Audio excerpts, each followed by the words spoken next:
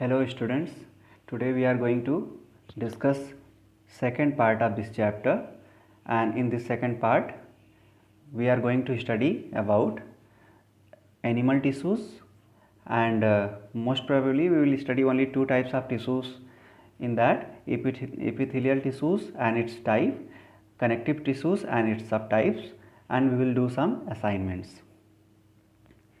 In introduction part we can see that we will start with that word animal. It was animal tissue was coined by Bichette, and the study of tissue is known as histology, and the first time this word histology was given by Mayer. Mayer was the one who gave this term histology. Now we are going to discuss animal tissues. In previous class we studied about plant tissues, and we know that most of the things are very much different between these two, plants and animals.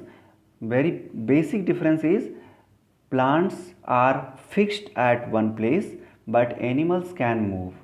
So why animals are moving? They are moving in search of food, for mating, and to get shelter, to protect themselves. So they are having various functions, and accordingly they need that kind of tissues to support those functions. So most of the tissues they contain are living, as what we have seen in case of plant tissues, that not all tissues were living, few tissues were living, and that were meristematic tissues, but here most of the tissues are living. The structural organization of organs and organ system is far more specialized and localized in animals than in plants. As we have discussed earlier, that many things it is very different from from plants in animal.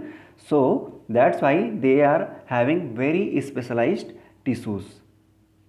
So in this we are going to study that how many types of tissues are there. So broadly we can divide animal tissues into four groups.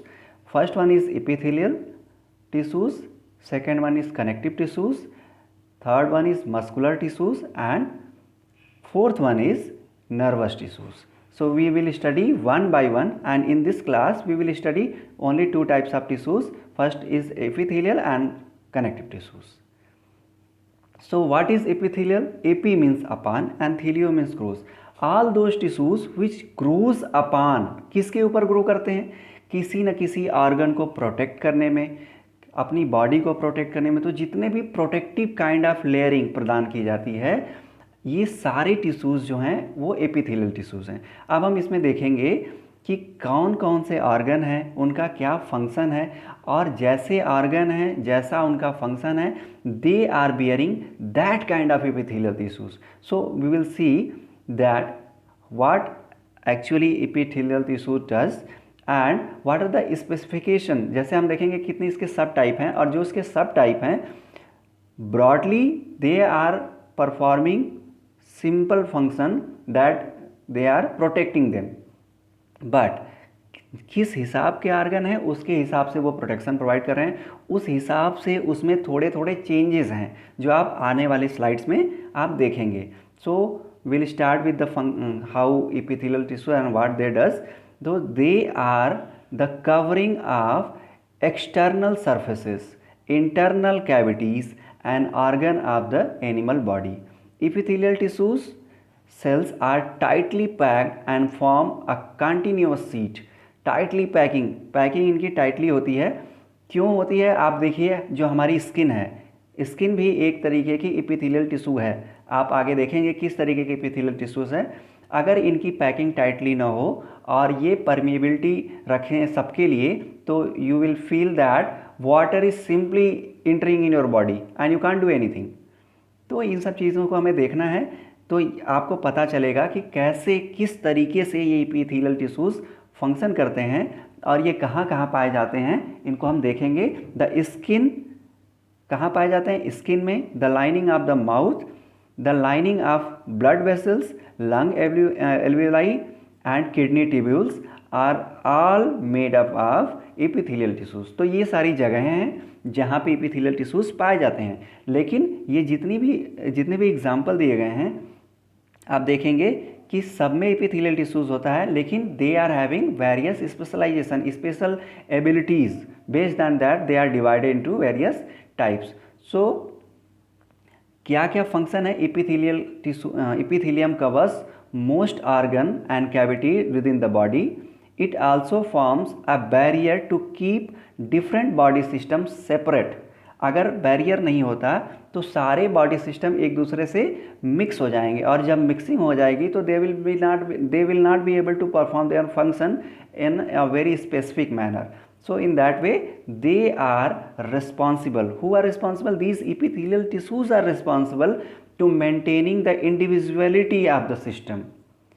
The permeability of the cells of various epithelia plays an important role in regulating the exchange of material between body and external environment।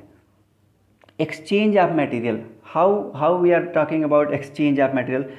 आप देखिए जब हमें गर्मी होती है तो हम sweat करते हैं, पसीना निकलता है हमारी बॉडी में।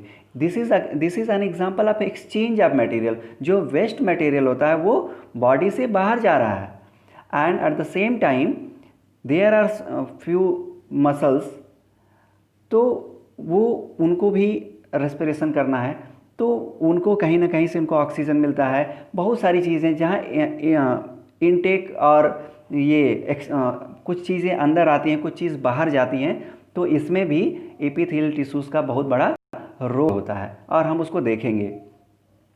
तो we are here to see the first type of epithelial tissue, that is simple squamous epithelium। Why it is known as simple squamous epithelium? We will see.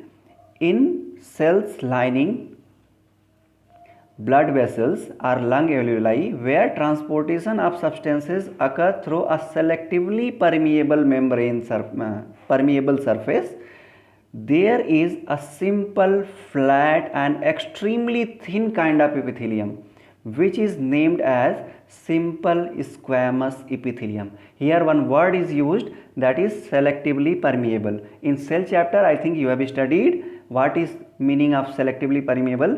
Means it allows few things and it don't allow another thing, few things। तो कुछ चीज़ों को allow करेगी, कुछ चीज़ों को allow नहीं करती है, that's why it is known as selectively permeable. तो ये कहाँ कहाँ पाई जाती हैं? ब्लड वेसल्स में, लंग एल्वेओलाई में, जहाँ पे सिंपल मतलब सेलेक्टिवली परमिएबिलिटी की ये वाली क्वालिटी की ज़रूरत होती है, वहाँ पे ये सिंपल स्क्वैमस एपिथेलियम पाई जाती है। It is found in the lining of the mouth, oesophagus, lung alveoli etcetera. ये सारी जगह हैं जहाँ पे हमें एक्सचेंज की ज़रूरत होती है। जैसे लंग एल्वेओलाई की अगर आप बात करें तो here exchange of oxygen and carbon dioxide takes place in our lungs. कहाँ से होता है? ब्लड से होता है। विंड पाइप से हमारे लंग्स में ऑक्सीजन जाती है, जिसे एक्सचेंज करके पहुंचाया जाता है कहाँ पे? ब्लड में, और ब्लड से ऑक्सीजन को लिया जाता है वापस, और फिर उसे हमारे विंड पाइप द्वारा बाहर, नाक के द्वारा उसको बाहर निकाल दिया जाता है। So this is the major role performed by simple squamous epithelium. So this is the structure of simple squamous epithelium. आप देखेंगे एक थिन लेयर है, सिंगल लेयर है, जिसमें न्यूक्लियस है, उसके साइड में साइटोप्लाज्म आप देख रहे हैं, and each cell is having a definite boundary, cell boundary. तो ये सिंपल स्क्वैमस एपिथेलियम, इसमें आप देख रहे हैं basal membrane and basic down side you are seeing that there is connective tissues and one nucleus, single nucleus it is having, and cementing substance is there to joint these single cell and to form a layer. So now we are going to see another type of epithelium, that is stratified squamous epithelium। The skin which protects the body is also made of squamous epithelium। किस तरीके के? The skin epithelial cells are arranged in many layers to prevent wear and tear। Since they are arranged in a pattern of layers, the epithelium is called stratified squamous epithelium. देखिए इसको word में ही इतने अच्छे से बता दिया गया है कि क्यों ये स्ट्रैटिफाइड है, क्यों इसको स्ट्रैटिफाइड कहा गया। वो पहले सिंपल था और ये stratified means it is having many layers, एक लेयर दूसरे लेयर के ऊपर जुड़ी हुई है। तो इसका मतलब जो हमारी स्किन है it is a stratified squamous epithelium. This is example of stratified squamous epithelium. That's why our skin is able to protect us from various microorganism entering into our body. बहुत अगर हमारी स्किन जो है वो एकदम पतली सी होती तो हो सकता है कि बहुत सारे इन्फेक्टिव सब्सटेंसेस हमारी बॉडी में आसानी से पेनिट्रेट कर जाएं, इंटर कर जाएं। सो इसको ये मल्टी लेयर होने की वजह से हमारी बॉडी को ये बचाती है, सेव करती है। तो ये एग्जांपल है। Here you can see that connective tissues are there, basement membrane, then basal layer, then surface layer. So you are seeing various layers are there. वहाँ पे सिंपल स्क्वैमस एपिथेलियम में there was a single layer, it was connected with connective tissues downside, but here you can see there are various layers, many layers are there. So this is known as stratified squamous epithelium. Now third one, cuboidal epithelium. Why it is cuboidal? Because cells are having cuboidal shape and forms the lining of the kidney tubules and ducts of salivary glands. क्या है ये जो kidney tubules हैं उसको बनाते हैं, और salivary glands जो सिक्रीशन के लिए रिस्पॉन्सिबल होती हैं, जहाँ से सलाइवा निकलती है, वहाँ पे ये क्यूबॉइडल एपिथेलियम होती है। In some cases a portion of epithelial tissues fold inward to form a multicellular gland and this is called glandular epithelium. It performs a function of secretion and absorption. क्या होता है, होता cuboidal epithelium ही है, लेकिन ये inward fold कर लेता है। जैसे ही इनवर्ड फोल्ड करता है इसके पास इसको एक स्ट्रक्चर मिलता है, ये ग्लैंडुलर स्ट्रक्चर होता है, ग्लैंड की तरह से स्ट्रक्चर होता है इसका, और ये एक वेरिएशन होता है। क्यूबॉइडल को भी अगर आप चाहें तो सिंपल क्यूबॉइडल और ग्लैंडुलर में कर सकते हैं, लेकिन अभी आपके लेवल के लिए ये सही है कि ग्लैंडुलर एपिथेलियम आप जानिए कि this is a modification of cuboidal epithelium. Here you can C in this diagram simple cuboidal epithelium जो है ये सिंपल है। अगर यहाँ पे थोड़ी सी कर्विंग हो जाए, थोड़ा सा कुछ चेंज हो जाए, तो ये आप देखेंगे ये इस तरीके की शेप में ये कन्वर्ट हो जाएगा। जैसे आप यहाँ देख रहे हैं ये ऐसे आएगा, नीचे आएगी और ये परफॉर्म करने लगेगा कि ये कुछ ऐसे। तो ये क्या होगा, ये अपने आप को फोल्ड कर लेगा अंदर की तरफ और ये ग्लैंडुलर एपिथेलियम की तरफ बिहेव करने लगेगा। So now this fourth one is columnar epithelium. यहाँ पे भी आप एक मॉडिफिकेशन देखेंगे। क्या मॉडिफिकेशन है इसमें, अगर सीलिया के साथ है तो ये सीलिएटेड कॉलमनर एपिथेलियम हो जाएगा, एंड विदाउट सीलिया है तो this is simple columnar epithelium. So where it is found, where absorption and secretion occur as in the inner lining of intestine, tall epithelium cells are present, epithelial cells are present and are named as columnar epithelium.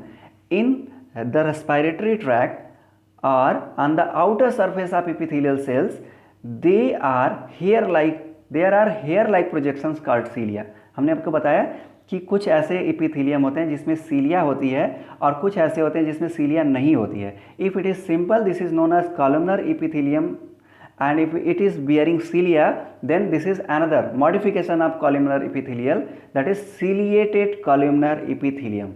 और ये क्या करता है, ये again जैसे बताया कि जिस तरीके से एपिथेलियल सेल होती है प्रोटेक्शन का काम करती हैं, इसी तरीके से ये कॉलमनर एपिथेलियम जो सेल है वो रेस्पिरेटरी ट्रैक्ट के प्रोटेक्शन का काम करती हैं।